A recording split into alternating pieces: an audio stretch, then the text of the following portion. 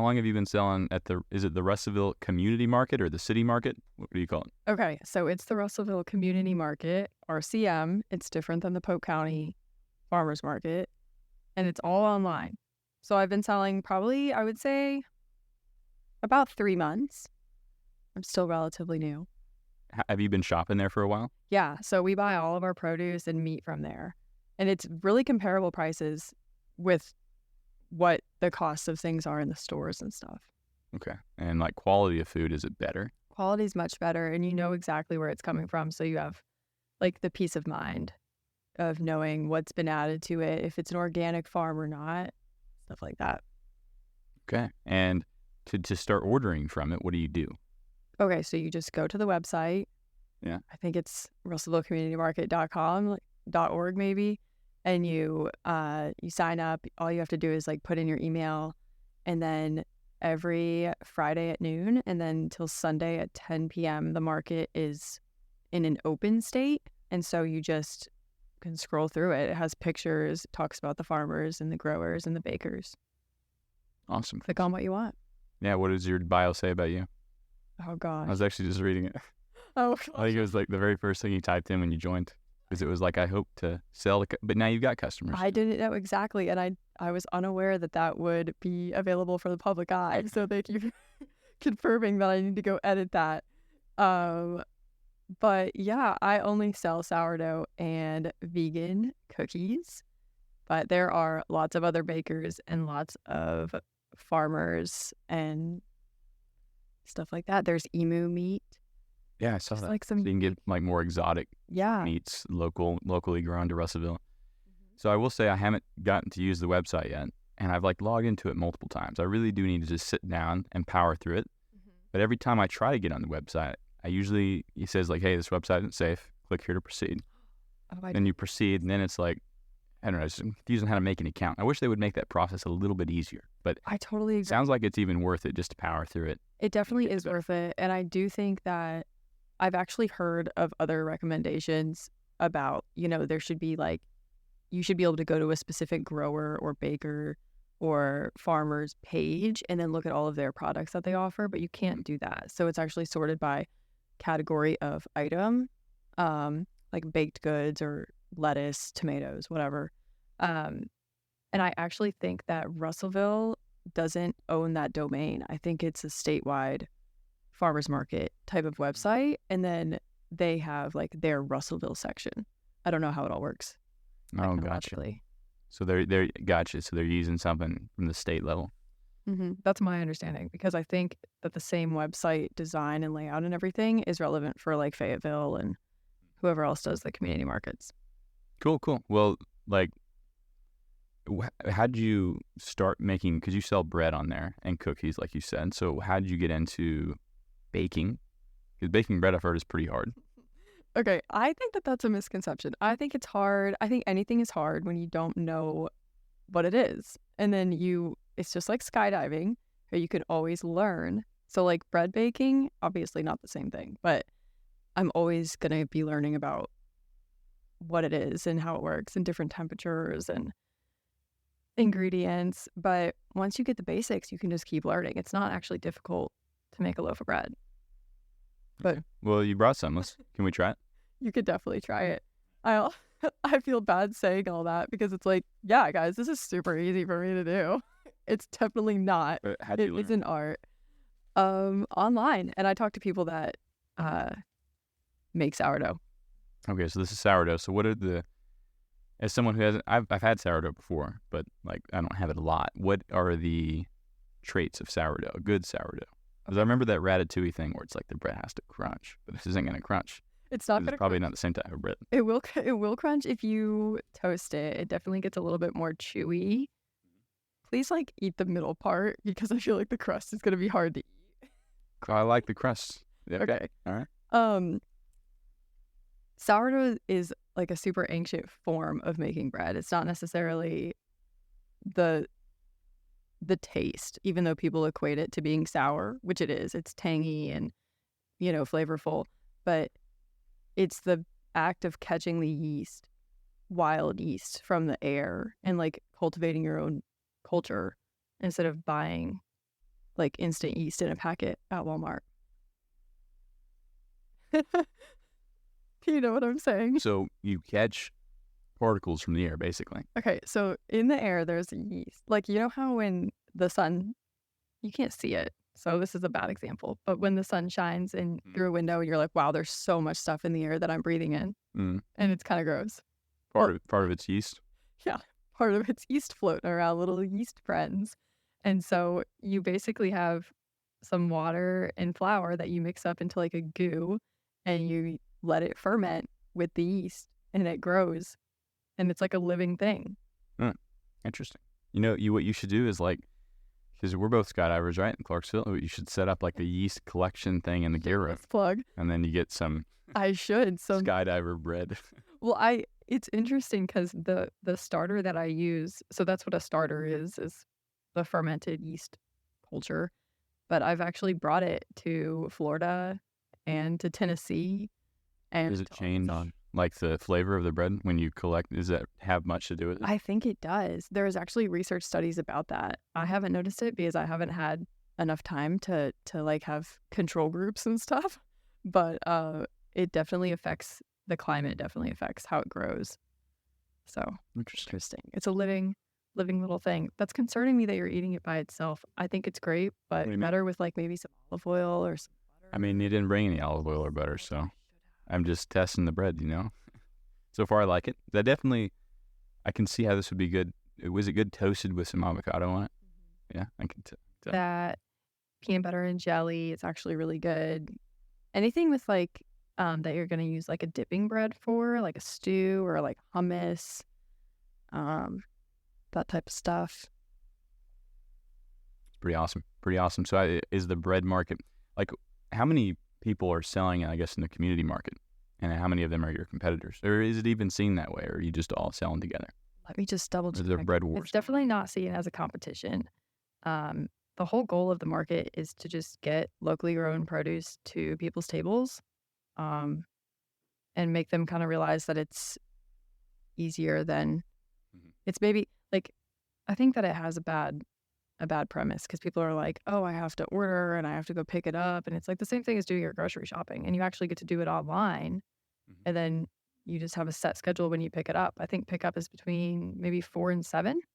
So it's not too tight of a... Do you have to show up for pickup, or do you drop it off and they handle it? I drop it off and then they handle it. I think there's about 100 people on the market. Maybe like 50. So are you ever physically downtown with your... I see people over here in front of the train depot. No, so that's actually the Polk County Farmers Market. They are not accepting applications for the season anymore, so that's something I might do next year, but the two are not related. But pickup for the Russellville Community Market is at the train depot. I drop it off around like 2, 3 o'clock, and then people come and pick up their stuff between 4 and 7. Cool. So is one day you want to move on to the Polk County? Do both, maybe? Yeah, do both, definitely. I think it'd be awesome to, go to as many as you can. I know some state or some cities and counties have restrictions. Like, I think the Russellville Community Market, you have to live within 150 miles of Russellville. So someone, in Rogers couldn't come and infiltrate our little group. Just like I couldn't go. I know I can't sell at the Fayetteville Farmers Market. Is the reception, like the community, been pretty embracing of this idea? Yeah, idea. I think it has, but it's definitely an older demographic. Just like stereotypically, farmers markets, I think, are, it's typical that you think an old person goes to them.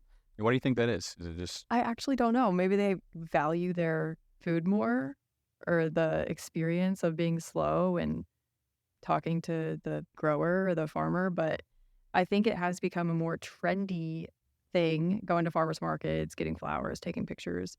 There are fresh cut flowers at the community market, by the way. But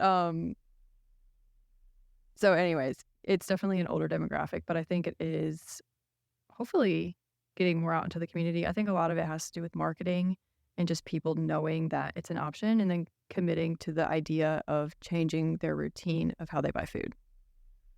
Yeah, it's interesting. I think in order for people to make change, they have to see that value of making the change like way higher than the cost. Exactly. The inconvenience of, like me, for example, going on there and making an account.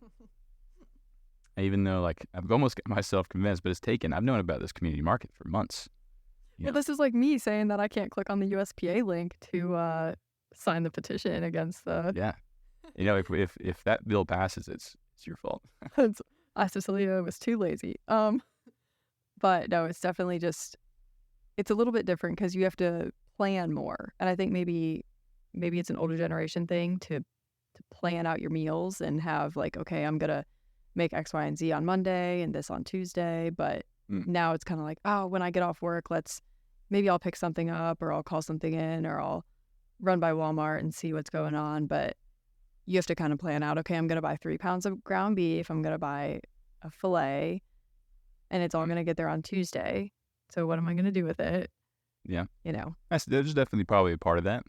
And then probably the other part you said is just the marketing. Like, I bet a lot of people don't even know it's this thing, really. They didn't. Well, when I started posting on Facebook, people that I personally know were like, what is this?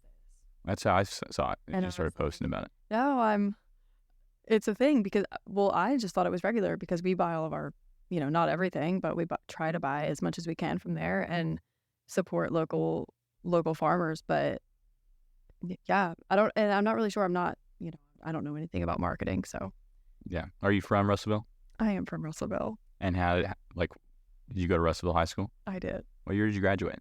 2017. 2017. Cool. And did your family also just from here generationally? No. So my parents are actually from Ohio. Oh, I'm sorry. So sorry, but we do love Russellville, and yeah, it's been a great place to come from. Nice. That's awesome. But yeah, I think a combination of the marketing, which is interesting. Like maybe through a few of these clips, we could obviously try to highlight that and promote. The business is called Cecilia and Otis, right? Yes, it is Cecilia and Otis. Why did you call it that? Otis is my starter. Oh, Otis is the yeast. Otis is the yeast culture. Okay, and that's his name. You named it that. Yeah. But okay, so when you go to a different, tell me more about how the starter works. Because if you go to a different location, does it become a new starter? So I actually got my starter from my partner's dad. He had been growing it for 5 years. Okay. So the time that it's been alive, because it is a living thing, you have to keep it alive every day. So the time it's been alive actually changes the taste of it.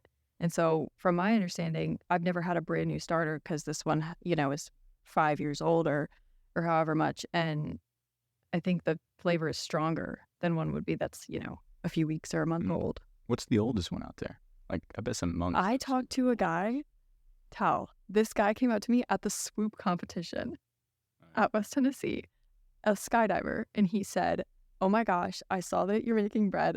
I make bread. There's a starter that's been in my family for 400 years. 400 years. And I was like, no way. And he was like, well, that's the myth. But my direct family, my immediate family, has had it for 40 years. 40? 40. Wow. And did you try that bread? No. Well, he didn't have any. He was from Chicago. Well, he was in Florida at the time. But anyways, yeah, super crazy. Starters can last a really long time.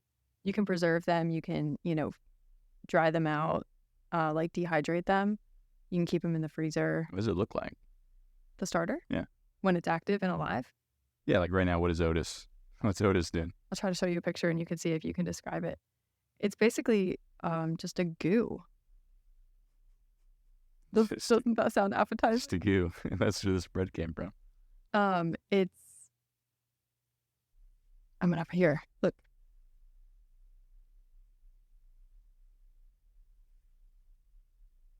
How would you describe that? Pancake batter. Yeah. Okay. What it looks like. Bubbly pancake batter. So the consistency is super sticky. If you were to put your finger in it, it would draw up almost like cheese on pizza when you pull the slice away.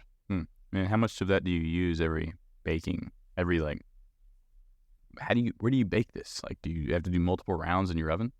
Yes. So Arkansas is awesome for people like me, because the cottage law is super lax. So you can have home bakeries that are not regulated by the state. And you just have to disclose that information to the customer. So on my, like, I have an Arkansas Department of Health ID number, and I give that to the customer. And I also let them know that, allergens could be present, even though obviously I try my best to stop any cross-contamination, but it is in my home kitchen, so it's possible. Wow. And why do you do all this? Was it just to get into a new hobby? Was it to try something new, or was it to make some money? It was to try something new. I think that, so many opinions about this, but I think that we put a lot of stuff in our bodies that we don't know about.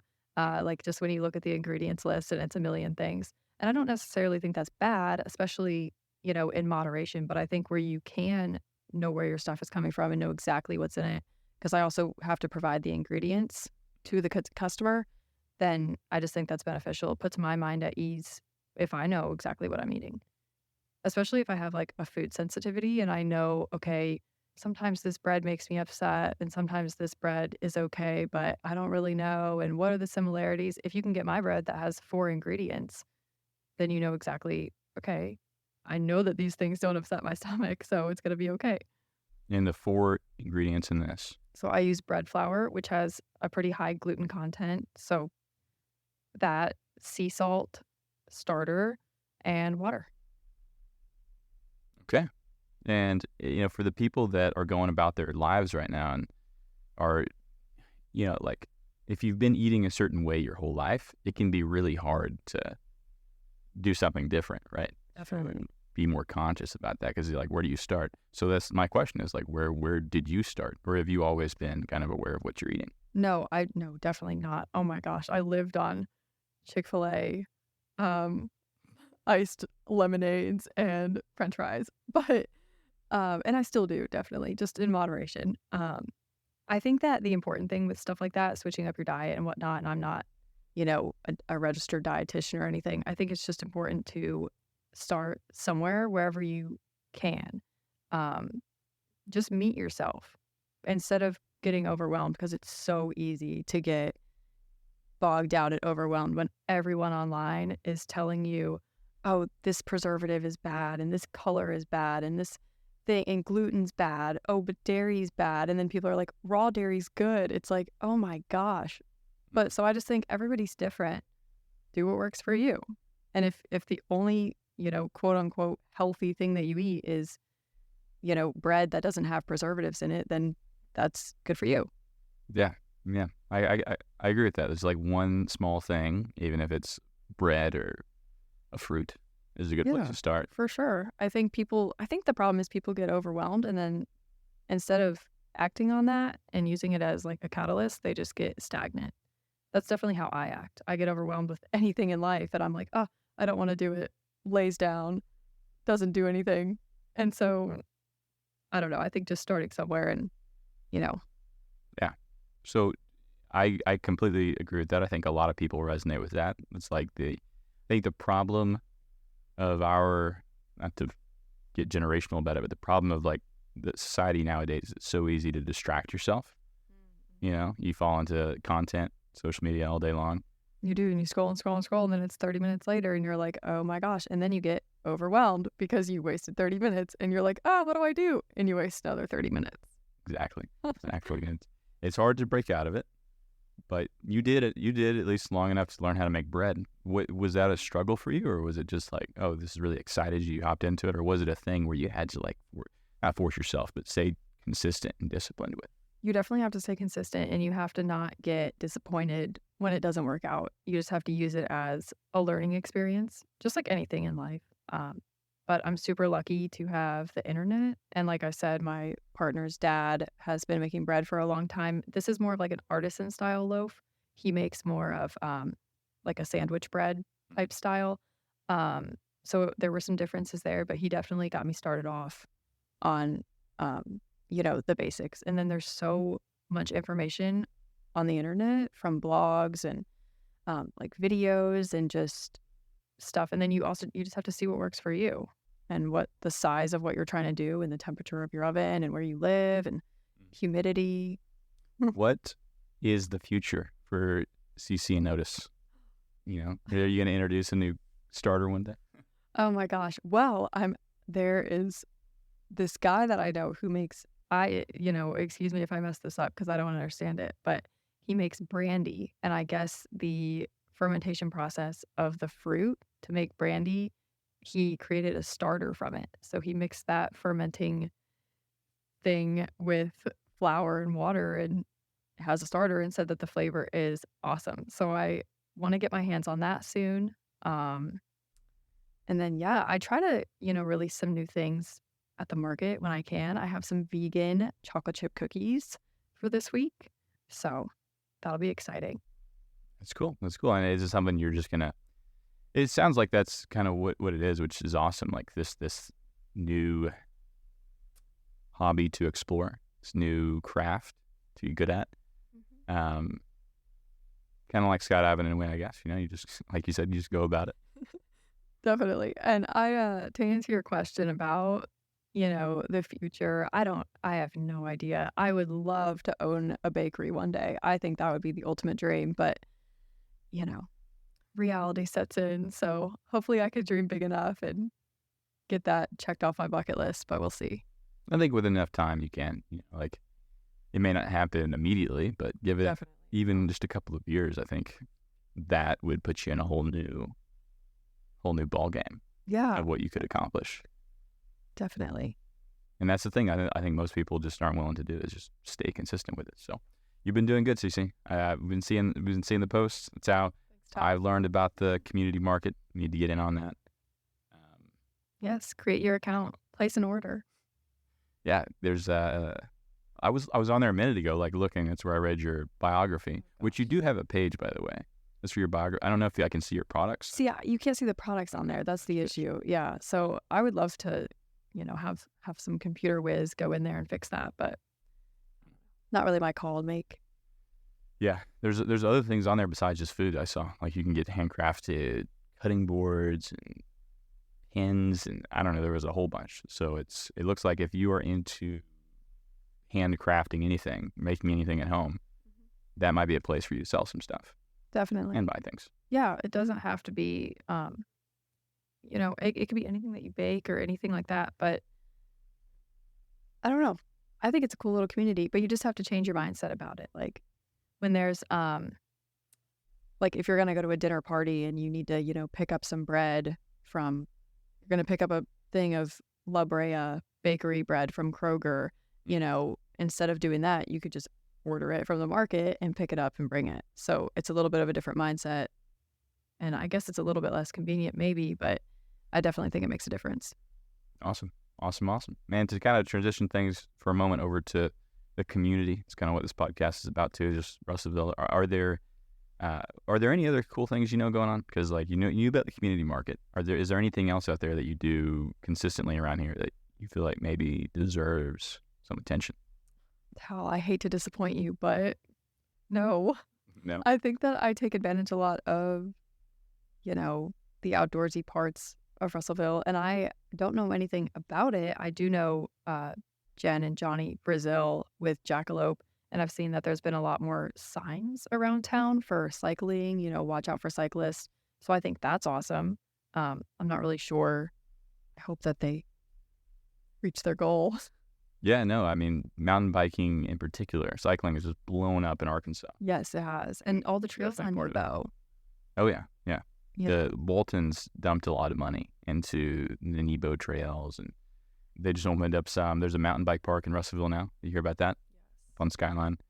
There is, more coming, which is cool. It's really cool. I'd love to see Russellville one day as like supposedly we just got a grant to like build some trails.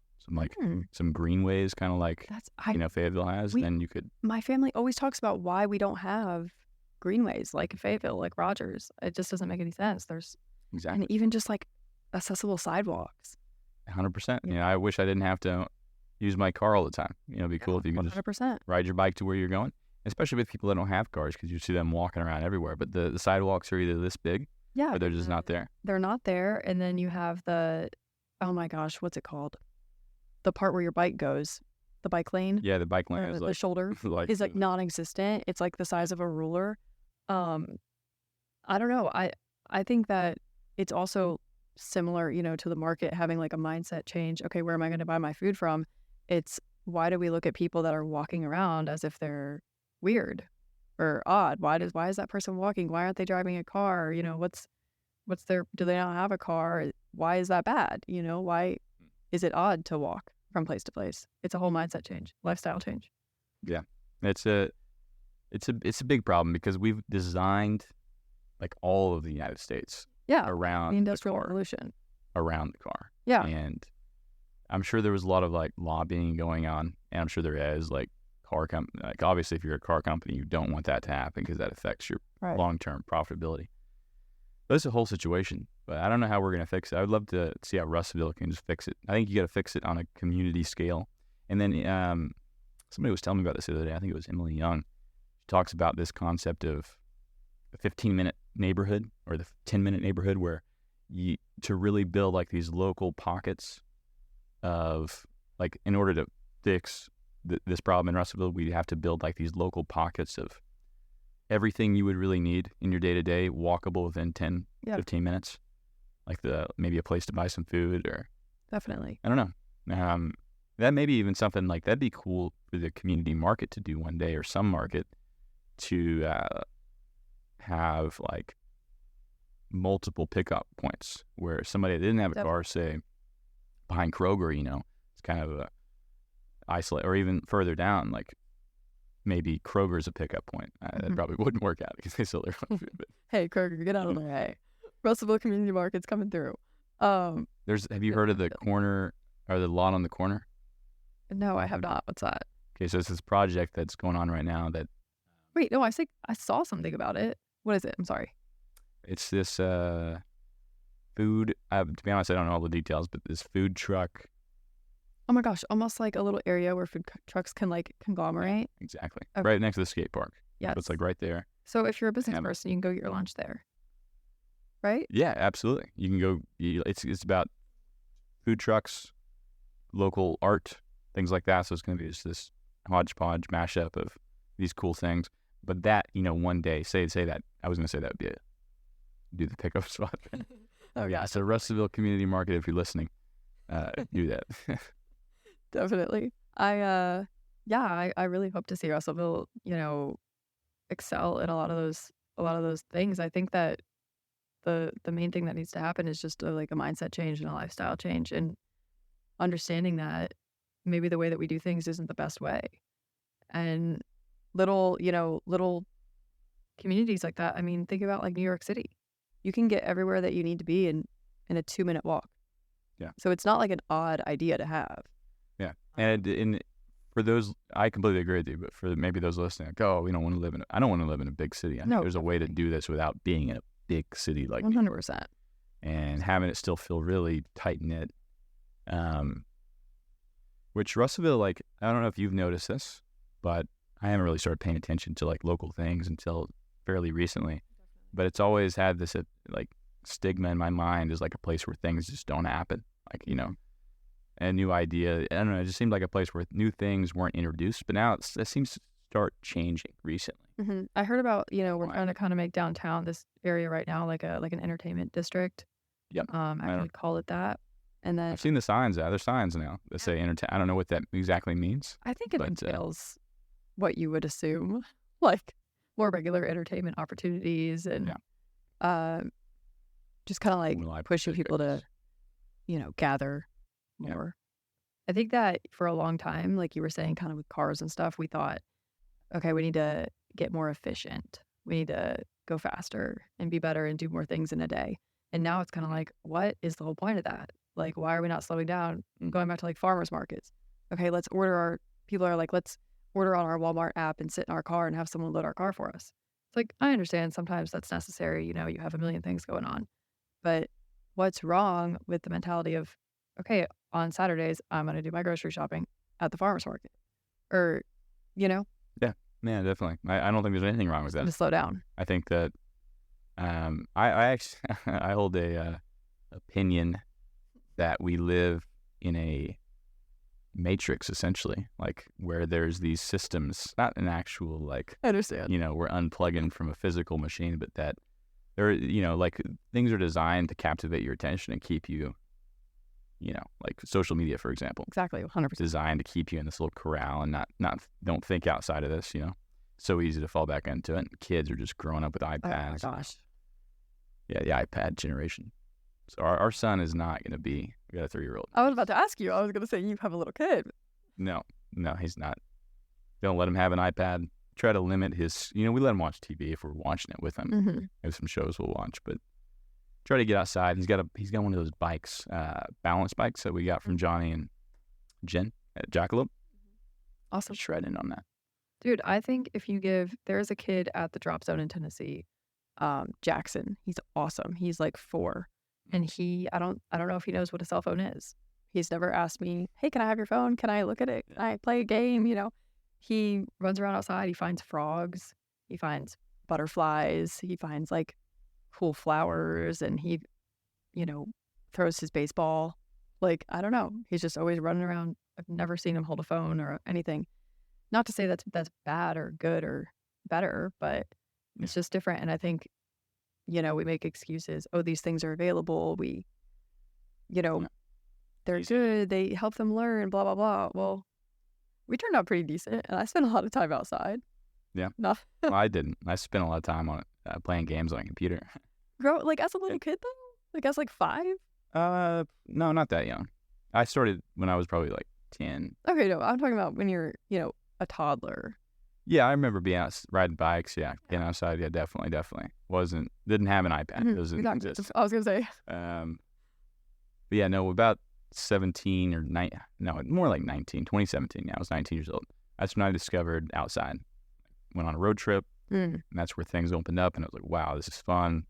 Ultimately, got into skydiving. That's where we met. Which, yeah, as we're kind of nearing the end here, do you want to say anything else? Not necessarily about skydiving, but any other topic that... Everyone should go skydiving at Paradise Valley Skydiving in Clarksville. What about WTS? And also West Tennessee Skydiving if you're closer to Memphis area. Yeah. Any drop zone, any place that you could skydive. Why do you why are you so irresponsible? Why do you skydive? Do you have a death wish? I'll get out of here. Skydiving is one of the best things that I think someone could ever do. And I think everyone that is able should do it at least one time. Mm-hmm. Do you agree? I agree, yeah. Not everyone should keep doing it. Not everyone should do it alone. No, everyone should try it. You will know when you land, oh man, that was a really cool bucket list item. Awesome, I'm glad I did it. Check in the box, moving forward with my life. Or you'll be like, I kind of want to do that again. I want to know more about it. Mm-hmm. What's your favorite discipline within skydiving? You do a lot of hop and pops. I love hop and pops. So everybody, a hop and pop is when you pull your parachute shortly after exiting the aircraft, probably about 5 seconds after. They're typically done from a lower altitude, about 4,000 feet. I like trying to be accurate and learning more about my canopy, but I definitely, I like a lot of disciplines. I like, doing belly stuff and being able to do like a 5-way, 6-way, 10-way. I think it's awesome to see 9 other faces smiling at you in the sky. And then free flying, even with just one other person, I think is awesome, challenging. Yeah. I haven't touched much free flying. It's very difficult to get practice in 30 seconds at a time, once a week. Because I only do like one free fly jump a weekend. Mm-hmm. There's my practice. But I've recently really started to like canopy. Really? Like doing some, I've seen you guys doing some crew stuff. Yeah. And we just got headsets. Oh, nice. So if you ever want to try that, they're very easy to pop on different helmets. And they can fit up to 8 people at once. But once you talk, once you can, say you're not even getting close, but once you can hear that person, it becomes instantly safer. Because you can communicate very clearly. Exactly. Like, hey, this is what I'm about to do. Yeah, for Or like if someone's out of view above you, it's like, hey, where are you? So okay, I'm 50 feet above you. It's like, okay, they're not about to ram into me. Exactly. They know what's going on, and I know that they know what's going on. Yeah. Even at just a hop and pop where you're not necessarily getting close, it's worth trying. Because then, it's like, I don't know. The other day I came into, Zach and I did a hop and pop, and we were flying around. We were pretty low, like we were under 3, and we were flying together because we just felt like, oh, this is we weren't touching, but we were like, all right, let's fly our pattern. And then I came in and landed right behind him and aiming at the pro square. Oh, awesome. And I was like, Zach, coming in fast behind you. And since he heard that, he was able to get out of the way just in time. Oh, okay, cool. It was sweet. It is so clear. It's so clear. Once you try it. But yeah, I'm like, free fall's fun, but I've started to love flying that wing. I think that's awesome. And it just shows like maturity in the sport, because I think a lot of people get caught up and they go, oh my gosh, I want to go head down and go fast and blah, blah, blah. It's like, hey, like, let's take a step back, slow down, like we've talked about with everything, and just like really see what it's about. Flying the canopy is, 75% of it. Yeah, it's not just the way I saw it for like over 150 jumps was A way to get down. I'm just getting down, Yep. left to right, Let's get down. Fly our left to pattern. right, and Nice. that's dangerous actually, Yeah, right. especially when you're doing it in higher winds. It gets dicier. Definitely. Got to develop a relationship with that thing. Yeah, like it becomes part of you. Yeah. So, for sure. But yeah, thank you, Cici, for sharing, your bread, your Otis. It's- Dude, I'm actually glad that you asked, because no one, literally, I think maybe one person has said, oh, is there somebody else that bakes with you? And I'm like, no, just my starter. that It is. that's kind of what I thought at first. I thought it was maybe Otis sounds like a dog name to me. So I was like, maybe she's got a dog. I And think it sounds like a dog, or maybe like an old man. Yeah. No. We're definitely going to bake this later or toast it. Yeah, toast it up, put some butter on it. And I'll try that cookie later too. And most importantly, I'm going to go on and make an account. Thank Me and Brittany have been talking about that. We should we should do that. I think she's just waiting on me to make the account. So go do that and go order some local food, because we do most of our planning. We order on the Walmart app and deliver. Sorry pick that it I up. crapped all over that. I know it's convenient. I can't imagine. Well, I mean, it's Russellville. It's the same way y'all do it, right? You order online Mm-hmm. and you go pick it up. Yeah, you just don't get to dictate the time. I think that's the main thing, the convenience of time. You can go pick it up on Tuesdays from 4 to 7. Yeah. Price to pay, I guess, for better food. I know. Okay. All right. Well, go check out Cici and Otis on the Russellville Community Market or their Facebook page. And thanks for coming on. Thank you for having me, Tal. All right.